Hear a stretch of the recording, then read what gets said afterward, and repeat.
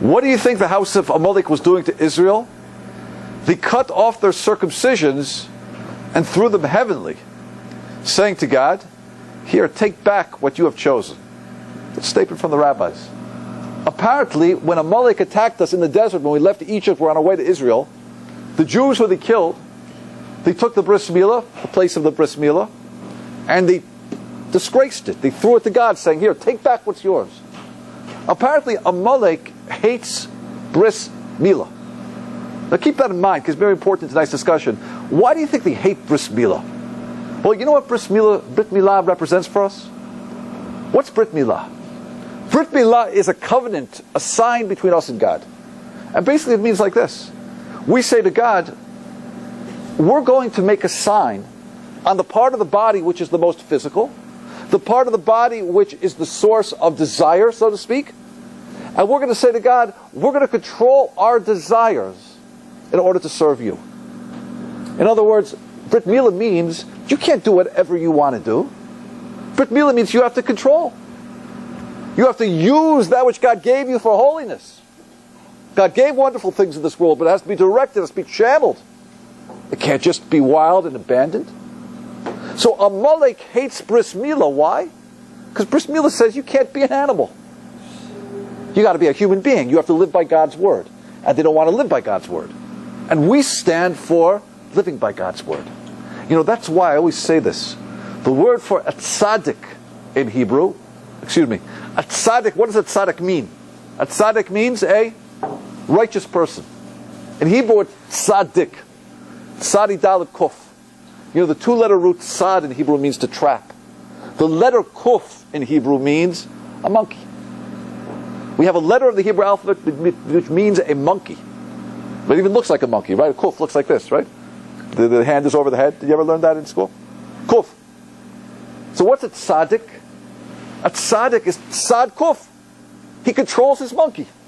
If the monkey is my physical side, my desire, my passions, my animal, a tzaddik says, I'm not going to be an animal. I'm going to live by God's word. How interesting it is that Amalek, the word Amalek, you hear that kuf at the end? The first three letters means amal, the work of. Amal in Hebrew means amelut, the work of the monkey. Basically, Amalek says, we want to be animals. We want to be monkeys. Jews, you get in the way. Because as long as you're going to remind us that there's circumcision, which means there's a God, and you have to control, and you can't be an animal, we can't do whatever we want to do. And that basically, spiritually, is Amalek's fight with us. He hates circumcision, that's why. Because circumcision represents that idea that you can't be an animal. You got to channel your animal in service of God. So interesting it is. What first thing they did, the Jews that they killed, that's like the picture of bris milah. They took the bris milah of the men, and they disgraced it. They threw it back to God, saying, God, this is yours, we don't want it. Interesting. That's the first time Amalek came. Well, let's see. If Amalek's grandfather Esav tried to stop Yaakov 3 times from coming to the land of Israel, it means that Amalek has to stop the Jewish people 3 times from coming to the land of Israel. So let's fast forward in history for a moment. Where was the second time that Amalek tried to stop us? Well, let's jump forward in history about 1,400 years, and we get to the Purim story. And all of a sudden a man emerges named Haman. And Haman was the direct descendant of Agag, the king of Amalek. Now it's interesting, by the way, we're going to discuss the Purim story as weeks come by. We're getting close to Purim. When did Purim take place? Well, the temple was destroyed. We were in exile for 70 years. At the end of the 70-year exile, God prophesied we're going to be coming back to the land. And all of a sudden, there's Amalek, Haman, with a decree, and Achashverosh accepted the decree to destroy every Jew, man, woman, and child worldwide. There was Amalek trying to stop us from getting into the land of Israel. Well, let's see now. If Esav tried to stop Yaakov 3 times, it means Amalek has to try to stop us 3 times to come to the land. So number 1 was when we came out of Egypt. Number 1, we won. Number 2, at the end of the 70-year exile, Haman tried to stop us. We won. When was the 3rd time that Amalek tried to stop us? Well, let's fast forward, my friends. Another 1,700 years. And let's go to the 1880s, a movement emerged in Russia called the Zionist movement. A movement after 2,000 years of exile, of disconnection from the land of Israel. Only a very small population lived in the land of Israel for the rest of 2,000 years. Which, by the way, currently 6 million Jews live in the land of Israel. Which is very interesting because that's half world Jewry. There are 12 million Jews in the world, half of them are back in Israel. Which is a very interesting fulfillment of the prophecy which says the Jews will come back to their land. We're 50% of the way there. You could picture it like if you're uploading something from your computer, you get the 50% right there, Just a matter until we get to 60, 70, 80, 90, 100%. Believe me, you ask your grandparents, your great-grandparents, in Uzbekistan or wherever they were, and say to them, in the year 2011, half of the Jewish population will be in Israel, they would laugh at you. Impossible. We're scattered around the world. There were a few thousand Jews. A few tens of thousands, maybe, at that time. That's all. So let's fast forward. 1880. A movement emerges as a result of the Dreyfus trial in France, in which a man named Theodor Herzl says we need a homeland.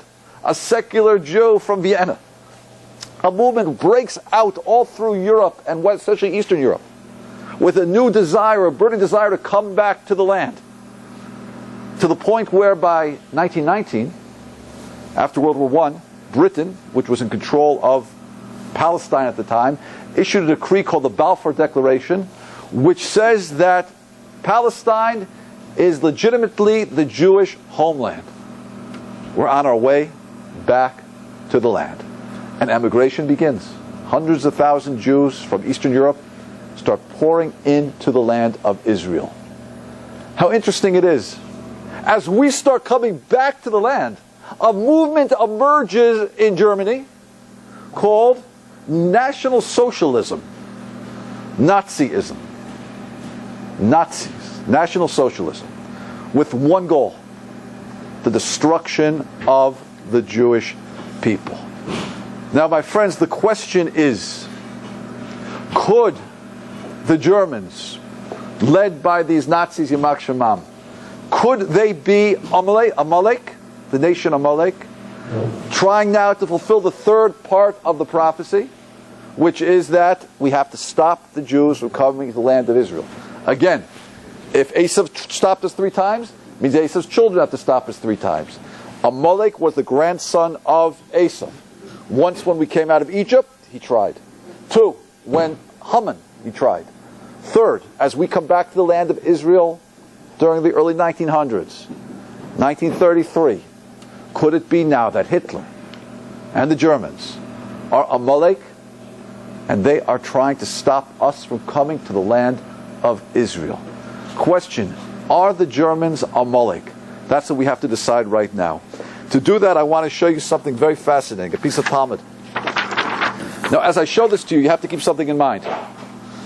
The Talmud was written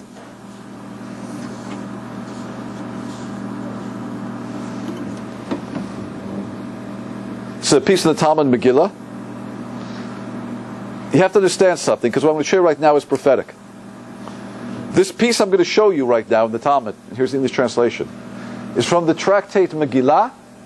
It was written down in the 4th century CE. Okay? That's going back about 1700 years ago. Now, the reason that's significant is because you have to know a little bit of history. This little piece of Talmud is going to talk about a place called Germania. What does Germania sound like to you? Germany. Now, you have to understand something. Germany did not exist. Germany became a nation in 1871 under Bismarck. Before that, there was no place called Germany. Do you understand that? There was no nation called Germany, I should say. So I have to understand that. Everything that's going to be said in the Talmud right now is 1700 years before the fact. Keep that in mind, okay? And let's read together what the Talmud says. I'll read in Hebrew, just to show you that I can.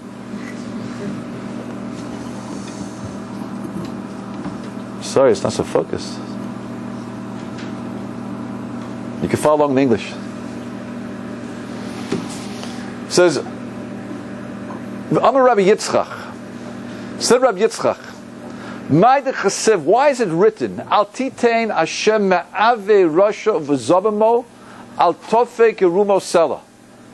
It says in Psalms, King David said, going back 2,000 years ago, King David said, more than 2,000, 2,500 years ago, King David said the following. He said, Hashem, please don't grant the desires of this evil man. Don't let him expand his wickedness, lest he raise himself above others. Well, what does that mean? Amar Yaakov, Lifnei Kodesh Baruch Hu. King David was actually quoting something that Jacob had said. Said Jacob to Hashem, Rabboni Sha'olam, Master of the world, Master of the universe, Al titein la'esav arasha ta'avas libo. Don't grant the evil man Esav the desires of his heart. Zemamo al tafek. Don't remove the bit from his mouth. What's a bit? A bit is what you put in a horse's mouth. If you don't put the bit in the horse's mouth, the horse will run any way it wants. The bit is what directs it. You pull it this way, you pull it that way. So Jacob was actually saying to God, do not remove the bit from Esav. Because if you do so, Yotzim machriven kola olam kulo. Jacob said to God, don't grant the desires of this evil man. This refers to Esav. V'zabamu al tofek. Don't remove the bit. Zu Girmamia shel Edom. This is referring to a place called Girmamia of Edom. Girmamia of Edom. What does Girmamia sound like again? Germany. Very much like Germany, doesn't it? Of Edom. Edom was Rome. Actually, Esav, we say, was the founder of Rome. Because Rome, Edom, Rome is called, Rome means red. And Edom, one of the names for Esav was the red one. He's called Edom. Why? Because he looked very red when he was born, and also he wanted that red soup that Jacob made. So let's read it again. Jacob says to Hashem, Rabboni Sha'olam, Al titein la'esav arasha ta'avas libo. Don't allow Esav to do what he wants. Don't let it happen. Zemamu al tafek. Don't let his descendants, don't remove the bit. It sounds like from his descendants. Why? Or who is this? Zu Girmamia shel Edom. This refers to Girmamia of Rome. She'omole hein yotzim, because if you let them go out, machriven kola olam kulo, they'll destroy the entire world. Interesting. Jacob makes a prayer to God, which King David quotes, that says, God, you got to be very careful. My brother Esav is going to have children. There's going to be a nation that's going to want that if you let them go, they'll go forth and destroy the whole world. The name of this nation is going to be Germamia. Now let me ask you a question. In the 20th century, there were 2 world wars. Who started both world wars? Germany. World War I, 1914. World War II, 1939. Both instigated by Germany. And here's Jacob, 3,500 years ago, or maybe 3,400 years ago, talking about a place that didn't exist called Germamia of Edom, and saying that you let them go forth, they will destroy the world. The place didn't exist. World War I didn't exist. World War II didn't exist. These 2 wars together have destroyed more of the human population than the 2 wars in the history of mankind. All instigated by a nation called Germany. Where did Jacob get that information that there would be such a country called Germamia? But let's look a little further. Rabbi Chama bar Chanina said, there are 300 crowned princes in Germamia of Edom, and 365 chieftains of Rome. And every day one goes out to meet the other, and one of them is killed. And they all have the trouble of appointing a king again. Now that's very interesting, because Rav Chanina, again, writing in the Talmud, going back about 1,700 years ago, is giving us another description of this place called Germamia that did not exist. You know what he says? It's a place of 300 crowned princes. Now let me just take you up to the bottom of the page over here for a second, and I have a quote from you from the encyclopedia. So Sorry, it's so blurry.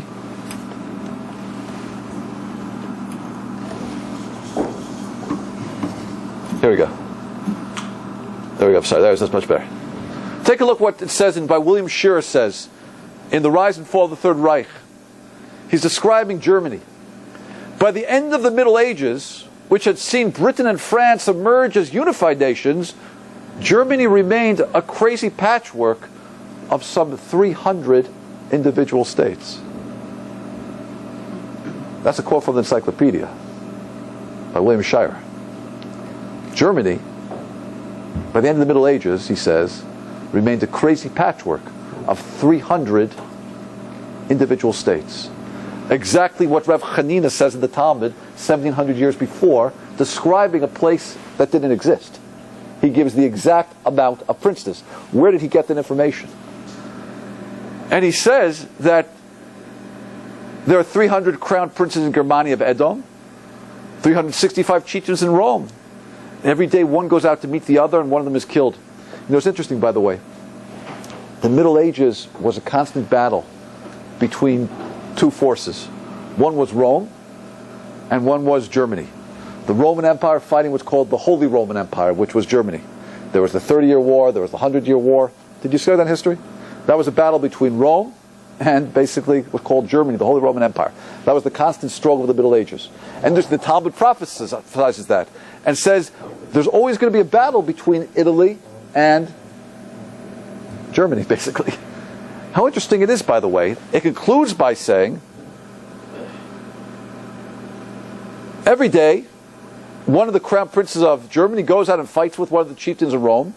Every day one goes out to meet the other, one of them is killed. And they all have the trouble of appointing a king again. It sounds like the Talmud is telling us that one thing that prevents Germany from destroying the world is that they're always fighting Rome. They're always fighting Italy.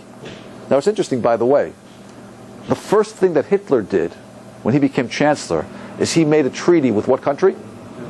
With Italy. Somehow he knew instinctively that I have to come together with Italy. And that's very interesting, by the way. You know why? Because Hitler was notorious for breaking treaties. He made a treaty with Stalin, right, called the Iron Pact. Basically, he turned it around and he attacked Russia, right, the famous case over there. He broke mostly every treaty he made except for one. He never broke the treaty with Italy. Somehow in his Amaleki soul, he knew that I have to stay together with Rome, with Italy, because together we'll be able to destroy the world.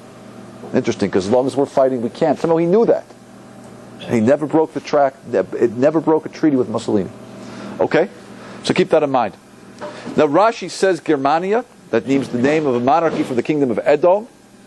Rav Yaakov Endin, writing in about 1750 or 1740, writes that it's likely that this refers to Germany or Ashkenaz. Now why does Rav Yaakov Endin, writing in about 1750, say it's likely that Germania refers to our Germany, Ashkenaz? Why did he say it's likely? You know why he said it's likely? Because the Talmud was writing 1700 years before. There was no country called Germany. They called it Germania. So he says it's likely, most likely, that name means the Germany that we have today. But let me ask you a question. What do the Germans call themselves? Do you know what they call themselves? What's the name of Germany in German? Deutschland. How do you say Germany in Russian? Nimitz.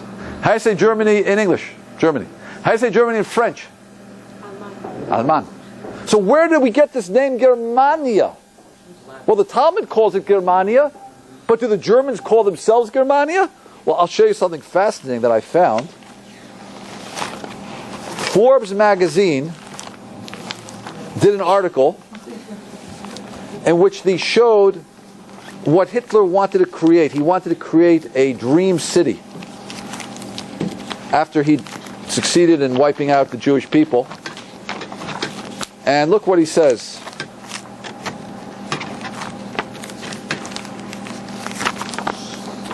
This is actually from Forbes magazine. It says in Forbes magazine,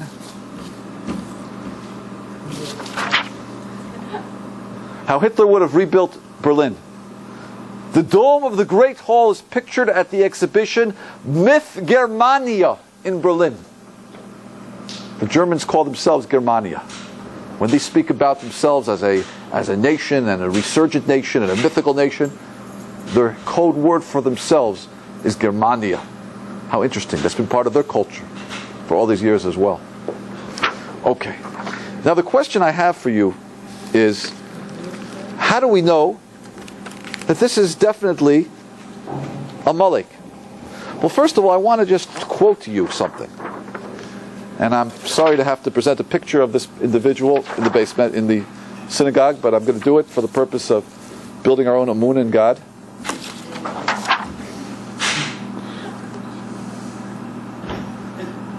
Hitler himself, in an interview with Hermann Rausching, describes why he hates the Jewish people. And listen to what he says. The Jews have inflicted two wounds on mankind. Circumcision on its body. What does he have against circumcision? And conscience on its soul. Because it's the same thing, isn't it? Conscience means you can't be an animal. And circumcision means you can't be an animal. They are Jewish inventions. I am freeing humanity from the shackles of the soul, from the degrading suffering caused by the false visions called conscience and ethics. The struggle for world domination will be fought entirely between us, between the Germans and the Jews. All else is facade and illusion. What did Adolf Hitler have against circumcision? Where did that come from? Now, interesting. Thank you. Whoever gave me the soda. Now, yes. Yes.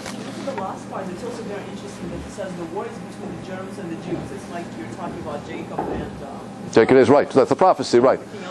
That's right. There's a halacha that the struggle in the world is between Yaakov and Esau. That's right. Very good. Interesting insight. 100%. That's right. And he said it straight. This is a war between us and the Jews. And that was his war aim, by the way, as we see. His generals were pleading with him to use the trains to get ammunition supplies to the Russian front. He said, no, those trains are going to be used for transporting a Hungarian Jewry in 1944 to the death camps. He had one war aim. Destruction of the Jewish people, that's all. He wanted to destroy us. That's Amalek. He wants to stop us from being a holy nation. Yeah. Circumcision is very directed towards men. Yes. Why is he only targeting? It's a physical action. It's He's excluding women from his. I mean, he's targeting what Amalek targeted. It's the aspect, because circumcision is the aspect really means control. It's the male aspect. And he's speaking as a man. He wants to be a barbarian. Barbarianism means that you could be an animal. That's what he's saying. I'm free from the shackles called conscience. Right? That's what he's saying. That was his ideology. We get in the way of that. That's what Amalek says. Amel kuf, be an animal. Tzadik, tzad control the monkey. Right? That's the difference. But let's prove it a little more, by the way, just so you get in your head 100% who we're talking about over here. You know, did anybody go to Israel recently? You went to the Jaffa Gate? If you go to the Jaffa Gate, you'll notice the Jaffa Gate is a little higher than all the other gates.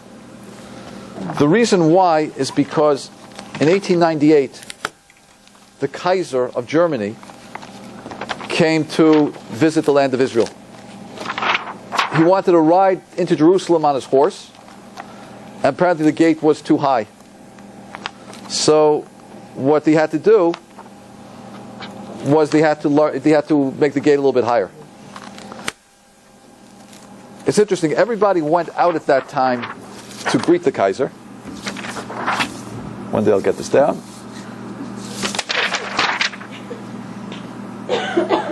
Everybody went out to greet the Kaiser, and I'll just read you what it says in source 3 over there. The reason people wanted to greet the Kaiser of Germany was because you're supposed to make a blessing on a king. And you're supposed to do it. Whenever you see a king, someone who God gave power to, you make a special blessing. So people went out to make this blessing on the Kaiser. Apparently, the chief rabbi of Jerusalem at the time, Rav Chaim Sonnenfeld, did not go. It says Rav Tzvi Kupshitz, Rav Chaim's grandson, related that when German Kaiser Wilhelm visited Germany in 1898, the entire city went out to greet him. Some went out of curiosity, and others in order to recite the blessing, who was given of his glory the flesh and blood. Rav Chaim, however, did not go out. Rav Chaim explained that he gave up the opportunity to recite the rare blessing because he had heard from his Rabbi, Rabbi Shur Leib Diskin. It has been said in the name of the Vilna Gaon that the German nation is from the seed of Amalek. They exhibit the classic symptoms of Amalek. Externally polite and friendly, but harboring a deep and bitter hatred of the Jewish people. You know, it's interesting, by the way, you know, we know that every exile, every nation that's exiled us has a certain description. It says Esav and his descendants are always described as a chazir, a pig. You know, the pig is the only non-kosher animal that has a kosher sign on the outside, split hoof, but is unkosher on the inside. That's always a symbol of hypocrisy. Look at me, I'm kosher, but inside you're treif. You know, I'll tell you something. I studied in Germany when I was in college. I was in Vienna for about 8 months. And I'll tell you something about the Germans. They are the most polite people you've ever met in your life. Everything is Dankeschön, Bitteschön, Grüß Gott, Guten Morgen.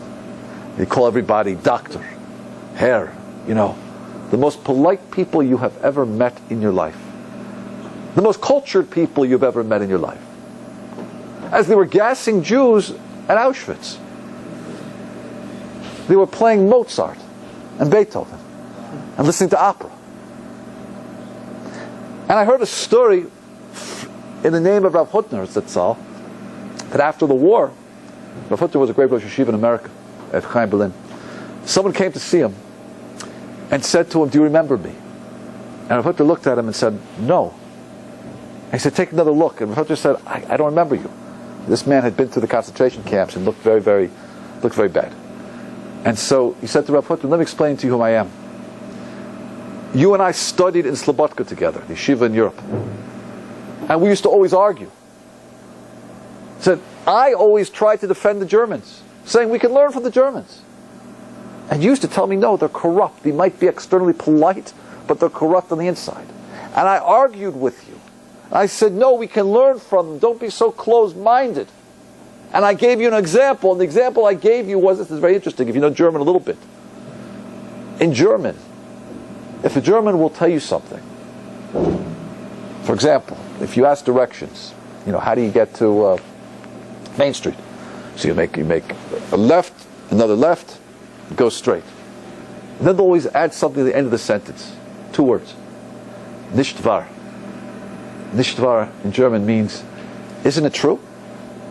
Nicht wahr. Isn't it true? As if to say, you know that already. I'm not telling you anything you don't know. I'm not better than you. You know, maybe you forgot it, or I'm just reminding you. Nicht wahr means, isn't it true?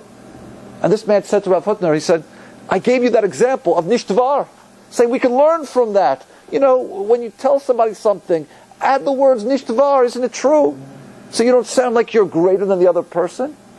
You sound like, you know, you're on the same level. You're not trying to lord your knowledge over him. You also know this nicht wahr, isn't it true? He said, but I was mistaken, he said. I was in a concentration camp.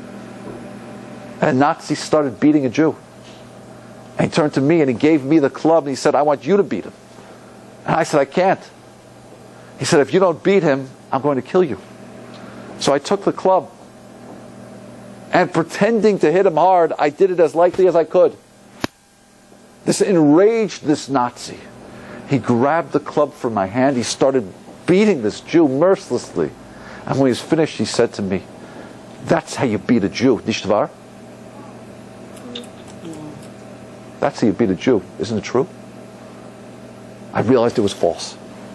Externally polite like a pig on the outside, but so corrupt on the inside.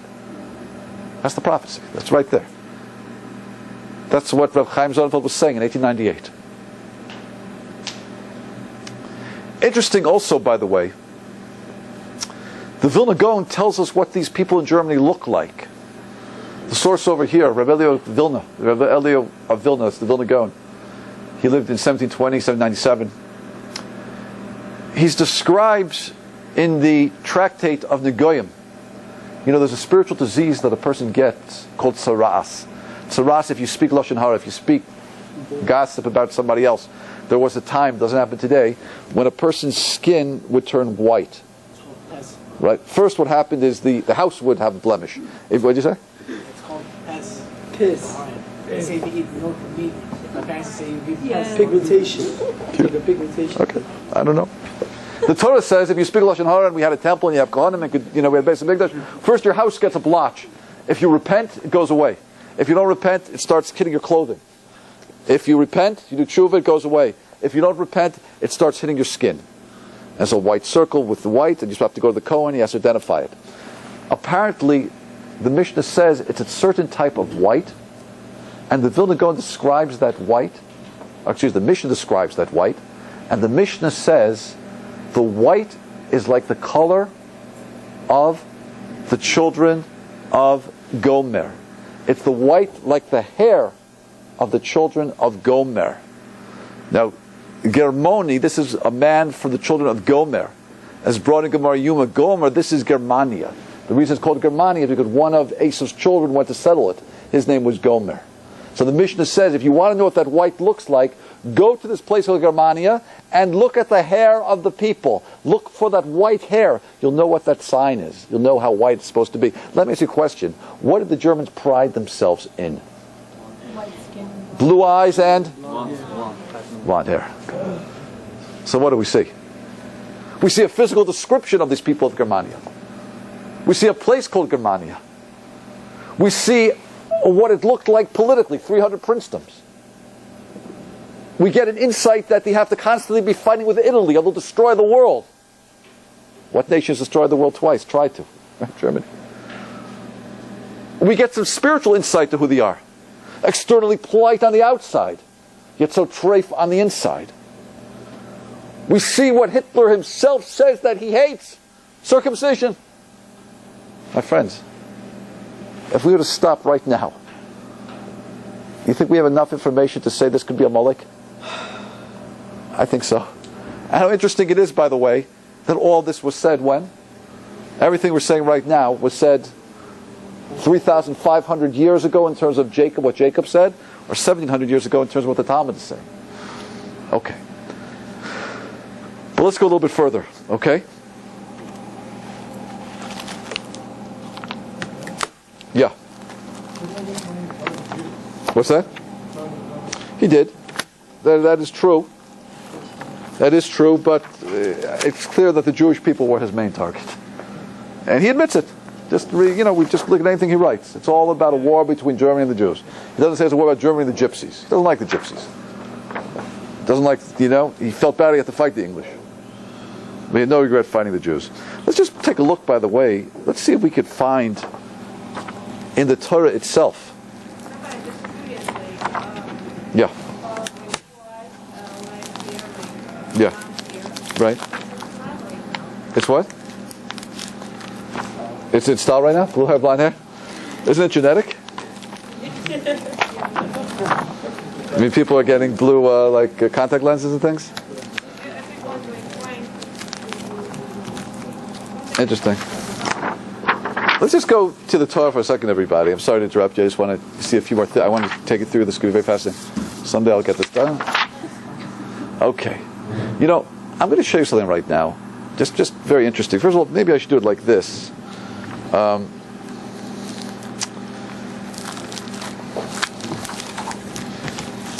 I just want to show you a few words, a few key words here.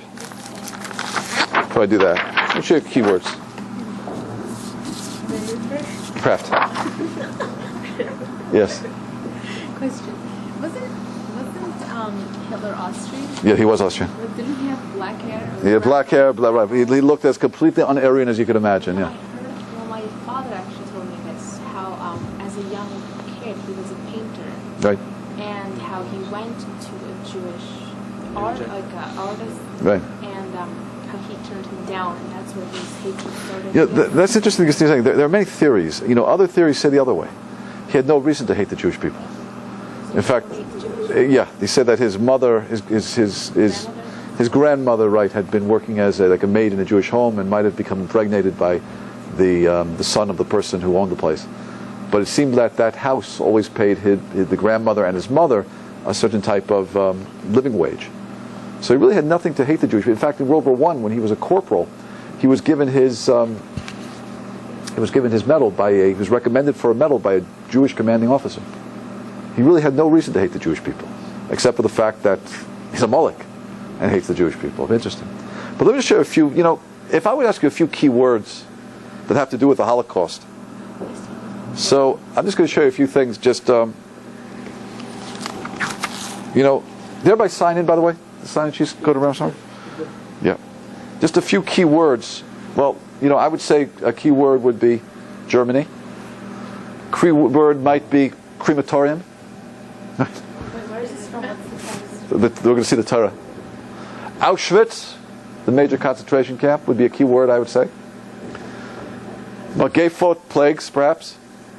Eichmann, we know, was the one who organized was the brilliant mind that basically staged the entire roundup of European Jewry. Hitler's right-hand man. Basically, the Israelis caught him in 1960 and hung him. Right, the famous case, the Eichmann trial in Jerusalem. Right. So those would be key words that we might want to try to find if we were to look in the Torah. So let me just show you something very interesting. One way we examine the Torah for codes is something that we call equidistant letters. What does equidistant letters mean? In other words, the Torah has 304,508 letters. If we can find letters that are at specific intervals, we can see patterns. For example, my name is Mordechai. Supposing we looked in the Torah and I said do a search on Mordechai. And the Torah identified, in a certain place in the Torah, every three letters. There was a mem, there was a vav, there's a resh, there was a dal, there's a chaf yud, every three letters. Look at that. Every three letters, from the mem to the vav to the resh, dal, chaf yud. Oh, that's called equidistant spacing. That's a pattern. And there, all of a sudden, you see the word Mordechai. Well, you might say that might be random, except I might find that through the resh of Mordechai, equal distance spaced, for example, on top of it, there might be, let's say, an aleph, a samech, a taf, and a resh, which spells Esther, which is my wife's name. No? If one were to see that equal distantly spaced, even those two names together, one might say that's a pattern. Yes? Now, if I were to see through Esther, equally distant spaced, let's say, the resh of Esther, and I would trace back, for example, every 30 letters, and I find Sarah, one of my daughters, the name, every letter at 10 intervals going back. Again, I would say, wait a minute, this is very interesting, right? That's called equidistant spacing. One thing we've asked the computer to do is to find patterns for us. Let's lay out the Torah as a document of 304,508 letters, and let's give the Torah commands. Find words for us, and let's see what it could find. Now, where the Torah finds these words is very important, okay? Because, the Torah at different points speaks about different things. One place, very interesting place in the Torah, where we might expect to find something about the Holocaust, is in Deuteronomy, where it talks about what's called the Tochacha. The Tochacha is the rebuke. Everyone's understood to be these rebukes as things that will happen in history if the Jewish people does not live up to the challenge of being a Jewish nation. Tragedies that will befall the Jewish people. And throughout history we've understood to see the destruction of the first temple there. We've seen that we could find sources in there for the destruction of the second temple. The question is, can we find something there that refers to the Holocaust? So, take a look over here, by the way. This is talking specifically from chapter 11, verse 16. God said to Moses, when you go and lie with your ancestors, this nation shall rise up and stray after the alien gods of the land to which they are coming. They will thus abandon me and violate the covenant that I have made with them. Talking with the Jewish people. If we give up the covenant, if we don't live like Jews, I will then display anger and abandon them. I will hide my face from them, and they will be their enemies' prey. beset by many evils and troubles, thee will say, it is because my God is no longer with me that these evils have befallen me. On that day I will utterly hide my face because of all the evil that they have done in turning to alien gods. God is saying to the Jewish people, if you abandon the mission of being a holy nation, something could happen to you in the future.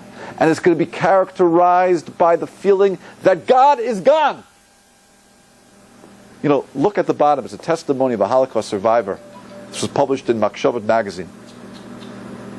The quintessential element that distinguishes this event, the Holocaust, was the search for God. Every Jew who remained in the ghettos and the camps remembers the God syndrome that shrouded everything else. From morning till night we cried out for a sign that God was still with us. We saw Him, but we did not find Him. We were always accompanied by the crushing and unsettling feeling that God had disappeared from our midst. That's what characterized the Holocaust, by the way. God has abandoned us. Where is God? How could He allow this to happen? Where is He? That's what the feeling of survivors. Now, interesting. In that piece, in Deuteronomy 11, 16, 15, the computer was asked, can you find something related to the Shoah? Shoah in Hebrew is the Holocaust. Look what it found. It found a hay. It found a shin. Sorry? Shin. Found a vav. Found an aleph. And found a hay. Do you see where I circled it? Hashoah. Now you might say, well, that's, nice. I could find a hay, a shin, a vav, a hay, and a hay, and put it together. Guess what? Every one of those letters is exactly 50 letters from the other letter. Equidistant spacing of exactly 50 letters. And where is it? Proximity is everything. Exactly in the passage that talks about something in Jewish history which is going to be characterized by, where is God? God is hiding. How interesting.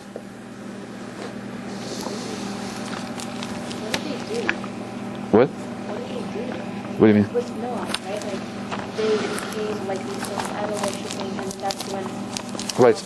Right. So if we study modern Jewish history from 1797, which was basically the Enlightenment and the fall of the ghetto in Europe, God allowed the ghetto walls to fall in order that we should have the dignity to feel like a nation again, to reclaim the land of Israel, according to Rav Dessler. Instead of reclaiming the land and feeling dignified as a nation, 1797 to 1933 in Europe was a slide downhill in which we assimilated left and right. The Jew left the ghetto and joined the non-Jew. So many Jews gave up Judaism during this time period. Yet God, in His great mercy, over 150 years, allowed us time to repent. We did it until we hit 1933. In 1933, what was going on in 1933? Well, I don't know. You know what was going on in 1933? In Germany, there was over 50% intermarriage rate. All of a sudden, Hitler comes to power, and the first Nuremberg Law, which were the racial laws that Hitler and his party promulgated when they came to power in 1935, was a law that said, guess what? Intermarriage is forbidden. By penalty of penal servitude. They weren't at the death camps yet. Penal servitude for intermarriage. When we give up the mission of Judaism, God's going to bring us back. And God says sometimes I have to bring you back in a very harsh way, but I'll give you a chance. If we look at a little more, a few of those quotes over there, I'll show you what it says. One day I'll get this down. It's actually the same thing, but I'll just read you a few more of the...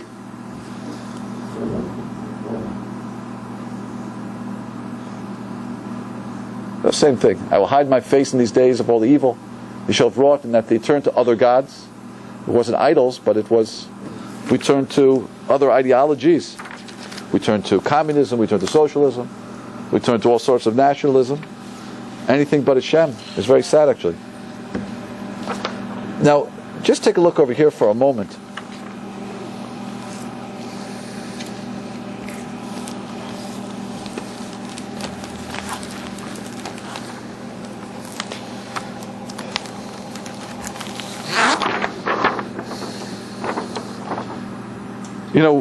We asked the computer to go forward a little bit in Deuteronomy. Did I do it? Nope. Yes. Okay. And if we go forward a few more chapters around the same place of the rebuke, listen to what it says. Moshe also foresaw God's response. The Lord saw and spurned because of the provocation of his sons and daughters. He said, I will hide my face in them. I will see that their end shall be. They have roused me to jealousy with a non-God. They have provoked me with their vanities. And I will rouse them to jealousy with a non-people. I will provoke them with a vile nation. For a fire is kindled in my nostril. This is God speaking. And burned unto the depths of that nether world. I will heap evils upon them. I will spend my arrows upon them. The wasting of hunger and devouring of the fiery bolt and bitter destruction and the teeth of beasts will I send. Without shall the sword bereave, and in the chambers terror. This is all in the Tochacha, by the way, in God's rebuke, saying what will happen. Listen to the language God uses. God tells about fires burning in the depths. He talks about hunger, fiery bolts, bitter destruction, teeth of beasts. You know how the dogs the dogs of the Nazis? And then he says, God says, without shall the sword bereave, and in the chambers terror. What does chambers sound like? Gas chambers? Yeah. So we asked the computer to do a little search on this whole section of the Torah. And let me show you what it found.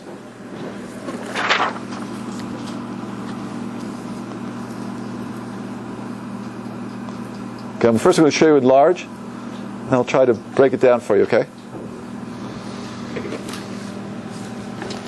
The computer did a little search over here, and it took all of the letters lined up in this whole area that talks about what will be in the future, talking about the rebuke, and said, can we find equally distant spaced key words that have to do with the Shoah, with the Holocaust? So first of all, interestingly, it found in this section, starting with the hay over here. That was actually the hay of Hashoah, I showed it to you before. If you go every 933 letters, 6 times, I guess, 6 times, excuse me. You know what it found? Look what it found. Equally distant space, 933 letters, it found a gimel, a resh, a mem, a nun, a yud, a hey. What does that spell?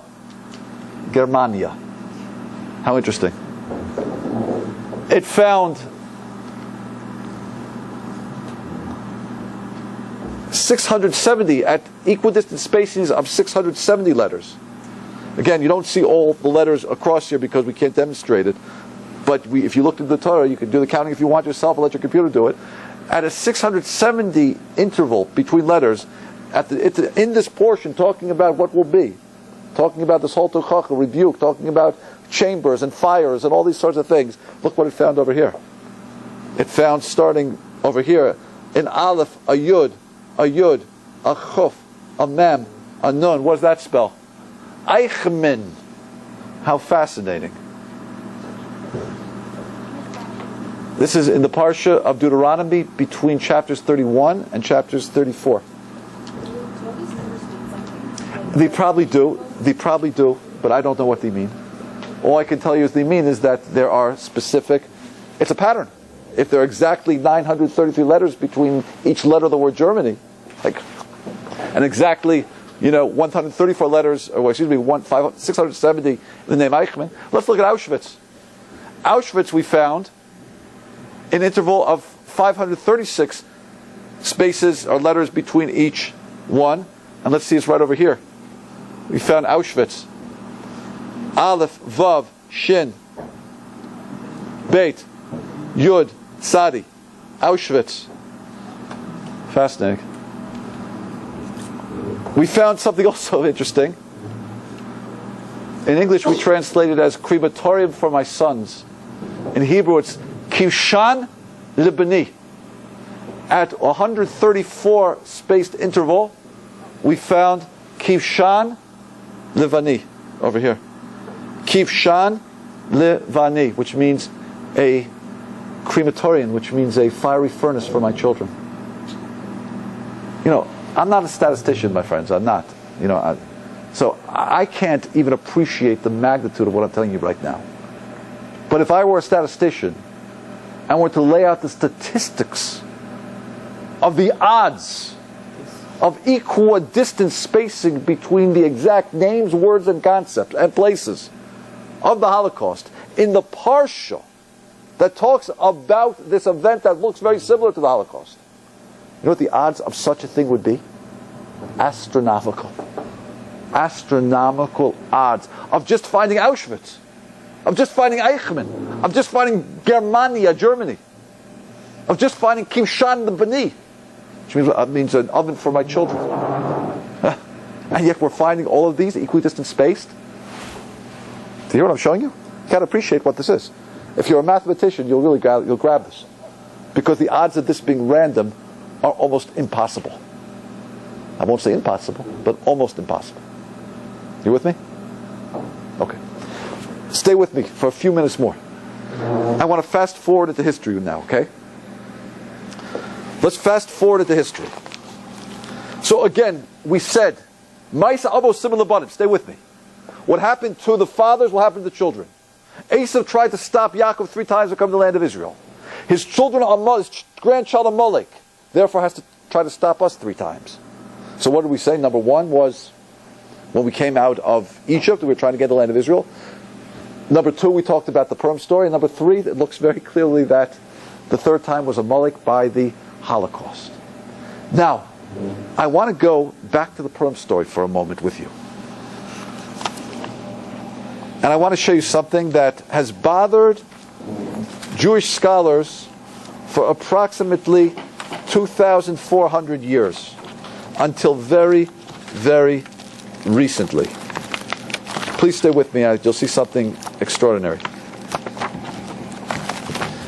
It looks like this.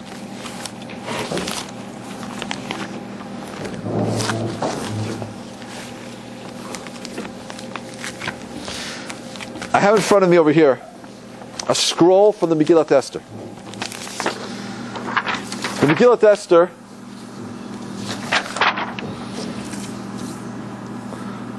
was written by Mordechai and Esther after the events that took place.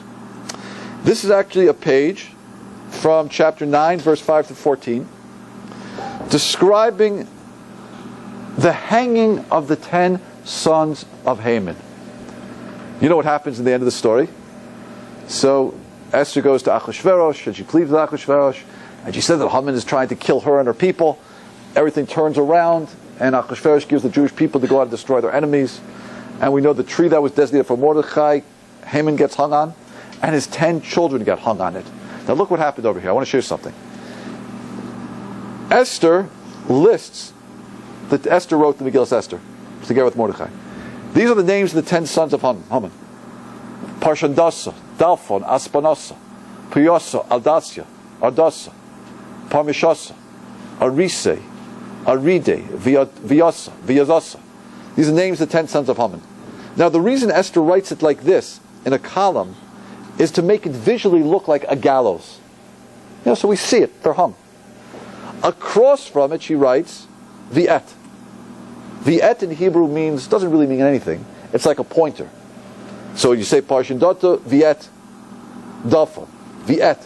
Just point to the next one that's coming. But Esther chose to write this in a very interesting way. She wrote a column of the 10 sons of Haman who were hung, and then she writes a column of 10 V'ets. That's exactly how it looks in Megillat Esther. And it's very unusual, because the only place in all of Tanakh, Torah, Nevi'im, Ketuvim, Torah, prophets, and writings, where anything is written like this. So it always has bothered us. Why did Esther choose to write it like this? Now something else has bothered us for 2,400 years.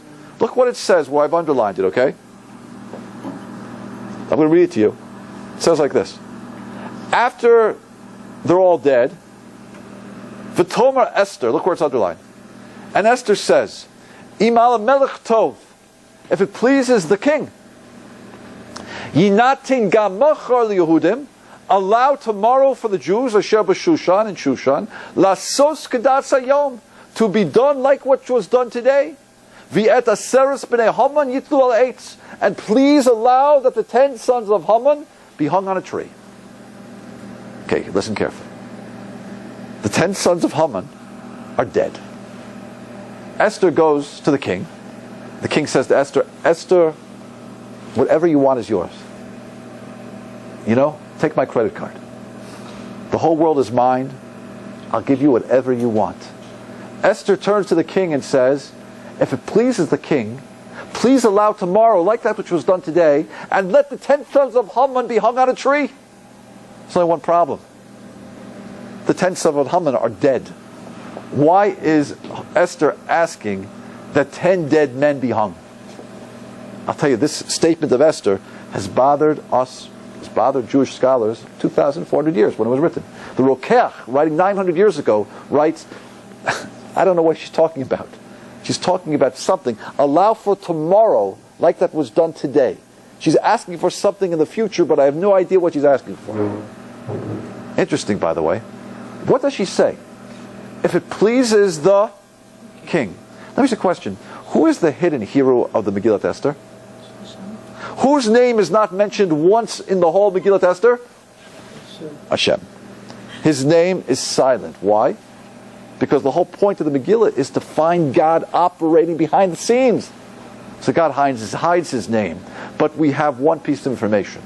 When the Megillat Esther says Hamelech Achashverosh, it means King Achashverosh.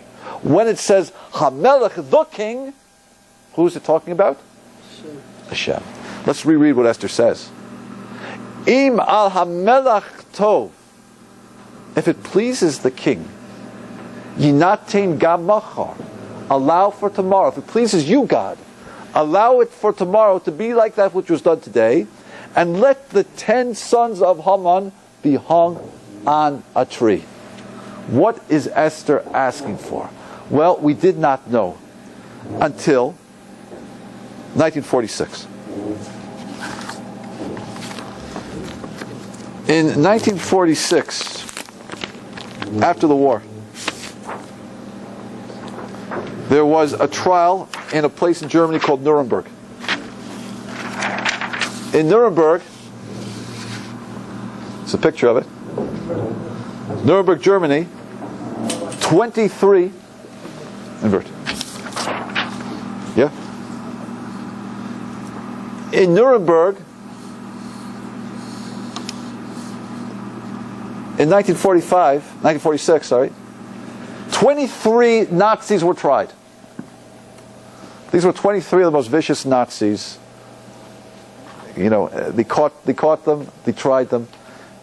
You can read about it. There's a book about it called Nuremberg. I think there was a movie about it, a couple movies. Read it. It basically became a chance where people gave evidence and testimony saying what these people did. At the end of the trial, the judges, made up of a tribunal of Russians, Americans, and Britain, and French, I believe, 4 countries, they gave prison sentences and they gave death sentences. They gave death sentences to 11 Nazis. 11. The other ones, the other 12, the other 12, long prison sentences. 11 were condemned to death. Now I have to tell you something. There was a whole controversy surrounding this. First of all, what right did the world have to try them to begin with? You know, I mean, nothing like this was ever done in history. Then there was a question of, how do you kill them? Well, the Germans felt that they should be executed by firing squad, because firing squad is a soldier's death. It's an honorable death. The Russians said you have to hang them as common criminals. The Americans didn't know what to do. There was debate back and forth. And in fact, the verdict was decided in August of that year, and the death penalty was carried out in October. Why? Because there were a number of months where there was debate, should they be shot or hung? Okay. Because hanging is a death of criminals. It's a low death. It's a death of a common criminal. Now what's interesting, by the way, 11 were given the death penalty. However, the night before the execution, one of them took his own life. His name was Hermann Göring. He was second in command. He had a cyanide capsule which he had smuggled into his possession. No one knows how he did it, because he searched these prisoners daily for anything that could cause a suicide. Their cells, you'd read the books, you'll see. He had lights on them constantly. Yet somehow he was able to keep a cyanide capsule, some say hid in the toilet, and he took it. He killed himself the night before the trial. The New York Times picked up on that.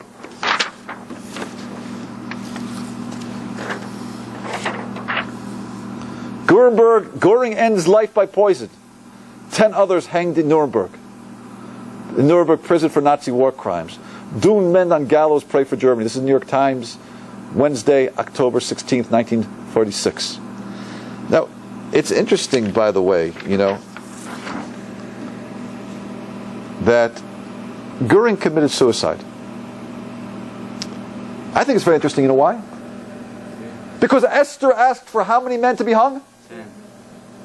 Not 11, 10. So one had to oblige. What's also interesting is, how many children did Haman have? 10. He had 11, didn't he? One was a daughter.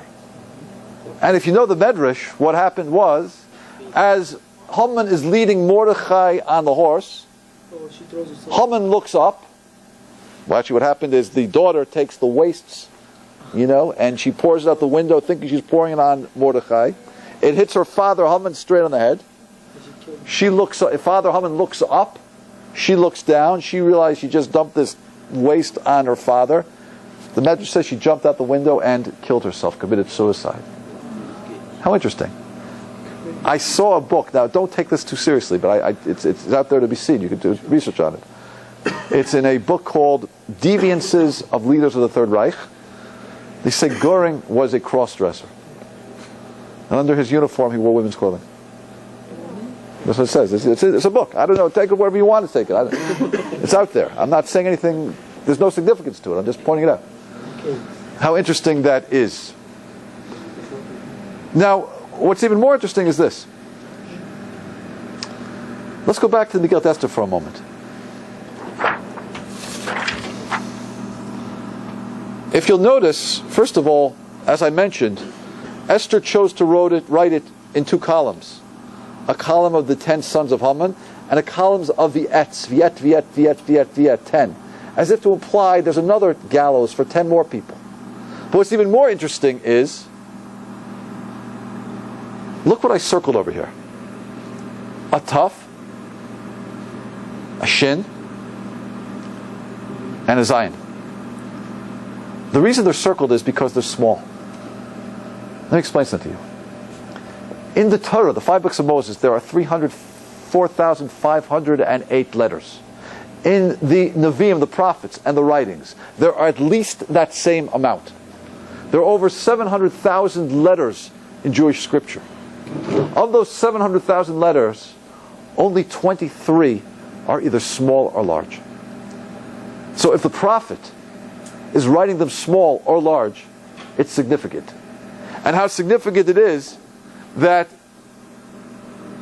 three of them, happen to fall in the same 10 words of each other.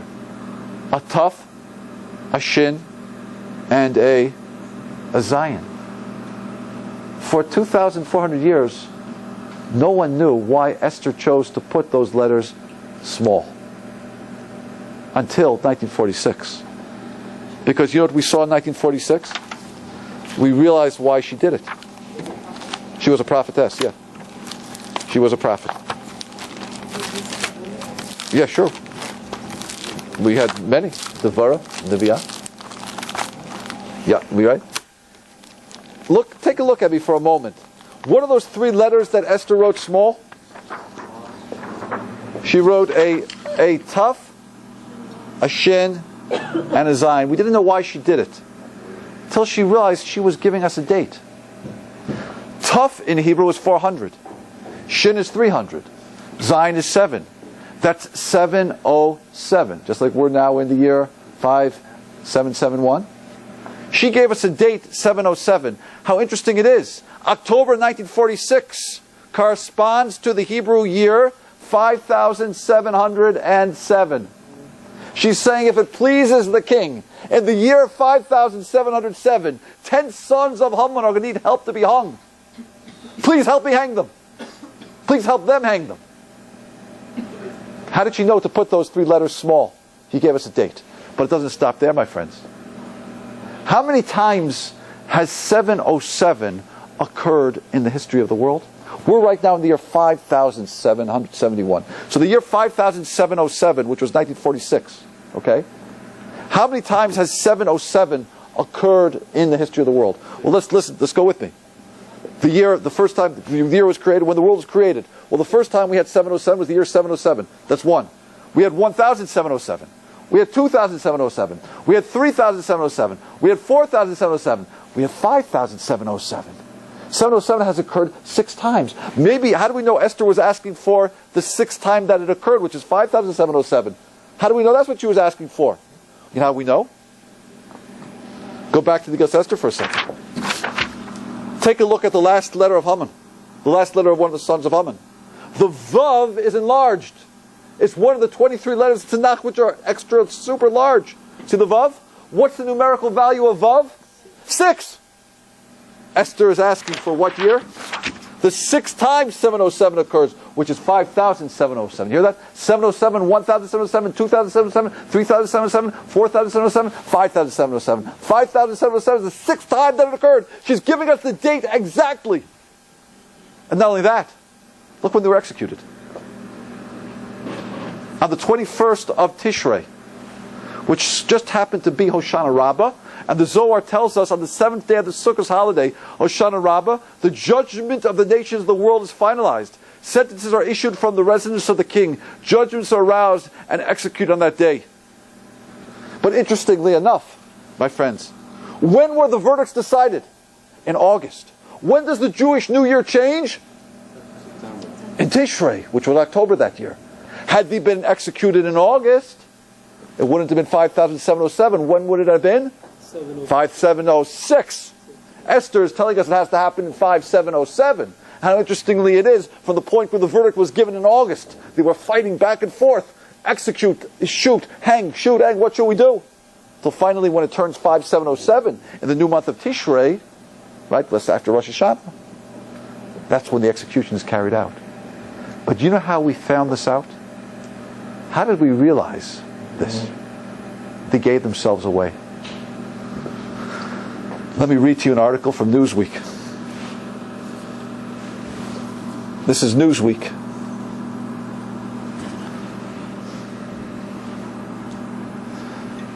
Newsweek, October 28th, 1946.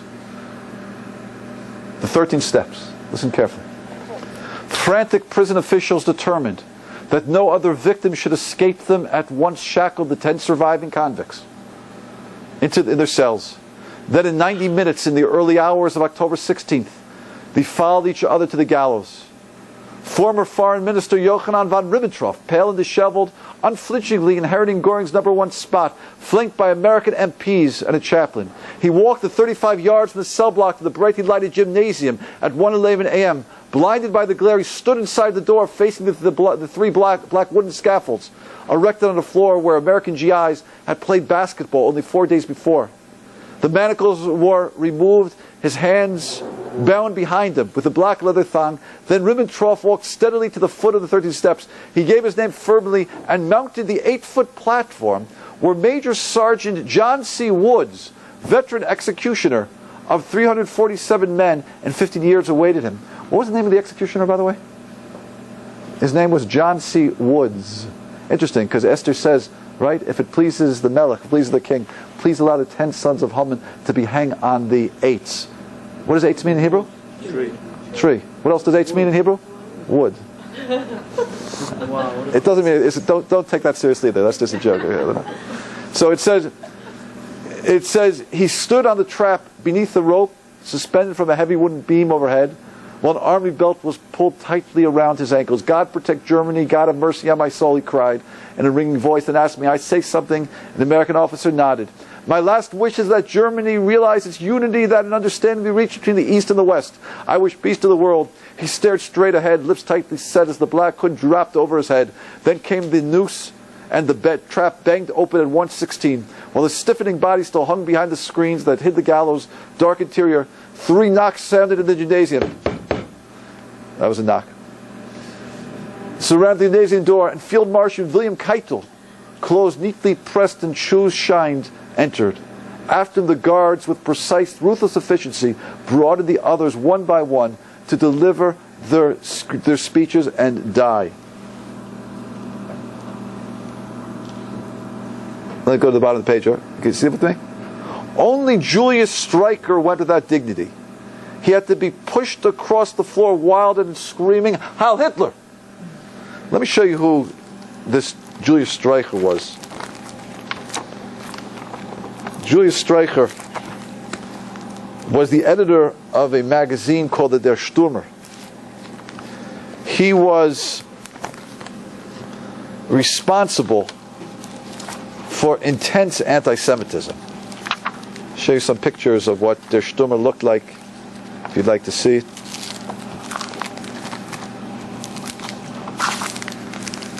Der Stürmer was an ugly, ugly depiction of Jews killing children, Jews drinking blood, all things like that. Can't seem to locate the pictures. Oh, here we go.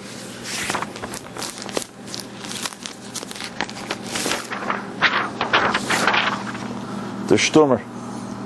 These are the type of pictures that he wrote in his depicting Jews as monkeys behind cages, depicting Jews with noses like that, drinking blood of Christians.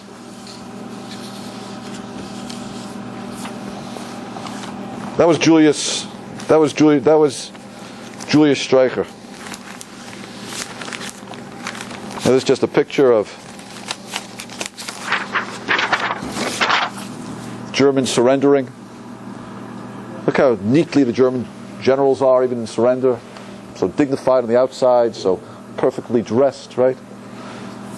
Picture of German citizens being walked past dead Jewish bodies. Look at the way the Germans are dressed, like we said, Amalek. Perfectly ties and jackets, canes. Everything's so polite on the outside. Walking past murdered Jews. But listen to what Julius Streicher tells us. Only Julius Streicher went without dignity. He had to be pushed across the floor, wild-eyed and screaming, Heil Hitler! Mounting the steps, he cried out, and now I go to God. Right, he has a surprise coming for him. He stared at the witnesses facing the gallows and shouted, Purim Fest, 1946! And Newsweek comments, Purim is a Jewish feast. You know how we realized what Esther was telling us? Julius Streicher gave it away. He knew this was a reenactment of the hanging of the sons of Haman. And that's quoted from Newsweek in 1946.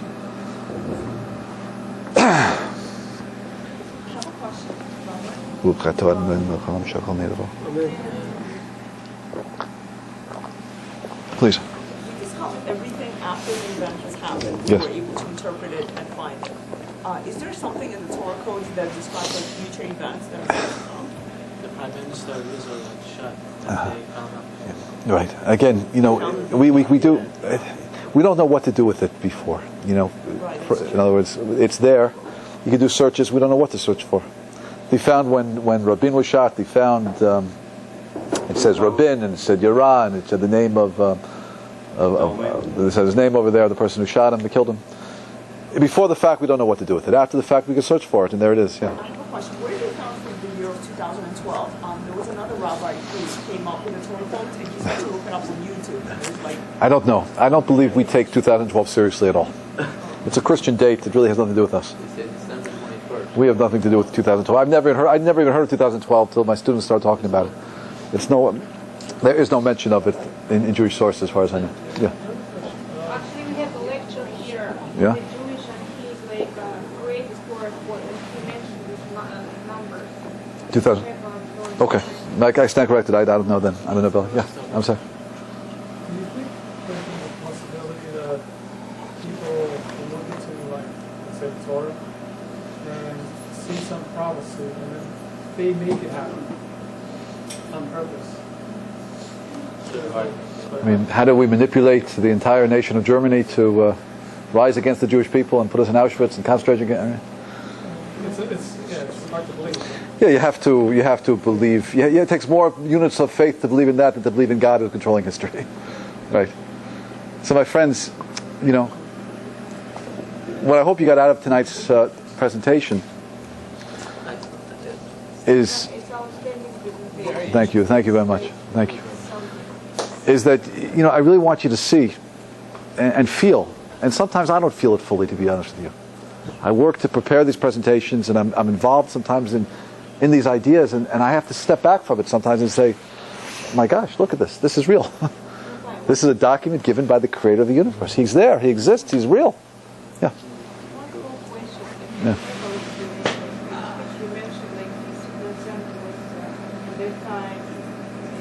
In Germany, 1933. Right? Yeah, we're at 65%. Yeah.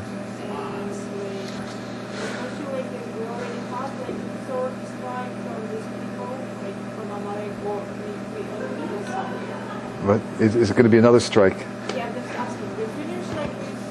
I don't know. Maybe if maybe we're supposed to have 3, we've had 3. Now it's something else we're waiting for. Gog and Magog, another war. They say in which Esau's descendants, which is Rome, the Western world, is going to wage war with Ishmael, which are the Arabs.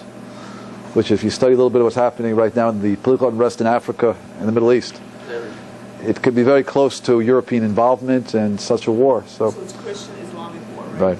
And of course, that's been a struggle throughout the Crusades. That was a struggle which we're witnessing right now in Iraq when America invaded. We're witnessing right now the fulfillment of other prophecies, which is going to be ultimately lead to Mashiach. And I'll tell you something. The final prophecy in the Torah. It's really not part of this night's lecture, but I'll say it in closing. The final prophecy of all the prophets is a fascinating prophecy. It's a prophecy which is happening right now as all of you sit in this room. It's a prophecy that says in Amos, Heishiv lev banim ala avos v'avos ala banim. The last prophecy in all of all the prophets is a prophecy that says the children will bring back the hearts of the parents. We're going to witness a generation where children are going to be more religious than their parents. Throughout Jewish history, it was never like that. There's always the parents trying to make sure the children stay on track. Now we're seeing a generation of children trying to make sure the parents stay on track. This is something that has never happened in Jewish history right now. It's what the prophecy almost prophesied over 2,400 years ago. And we're seeing the fulfillment of it. And we're said, when we see the fulfillment of this prophecy, that's the last prophecy before Mashiach comes. So we're very close, my friends. We're very close. But we're part of an amazing tradition. We're part of a history of the Jewish people. We have a Torah. We have something so real and so holy, and we have a document which we have such evidence that He is the Creator. And if we spend a little time thinking about it and appreciating it, hopefully it will affect us just a little bit to make small changes in our own life and to commit ourselves just one more step deeper, one little bit more devoted, a little bit more feeling in what we do, with the reality that He's really there and He really exists. These prophecies came true. Prophecy of the children bring back the parents came true. And we can be guaranteed that the final prophecy of Mashiach will also come true. Thank you for listening, everybody. Shabbat Shalom.